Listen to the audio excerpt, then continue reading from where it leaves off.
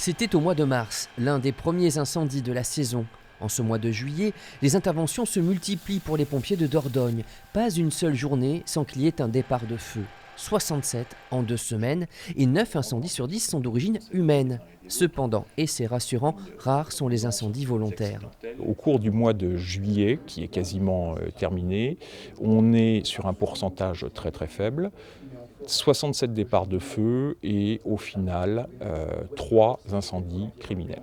Cela signifie que la majorité des incendies est la conséquence de négligence. Mégots jetés en forêt, barbecue incontrôlé, feux d'artifice. Le préfet a tenu à rappeler notre devoir commun de vigilance. Il est interdit de fumer dans une forêt dans cette période estivale où le risque est très élevé. Et c'est vrai que ce sont ces consignes-là qui sont des consignes de bon sens, mais qu'il faut rappeler.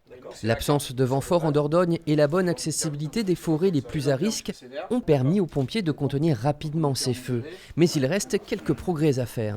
Le problème de la Dordogne, c'est qu'on est des milliers de propriétaires et effectivement, il y a encore des endroits où il n'y a pas forcément de pistes de créer. Il existe des chemins ruraux que l'on peut évidemment emprunter avec nos véhicules quand c'est le cas, mais il n'y a pas de défense de la forêt contre l'incendie organisée.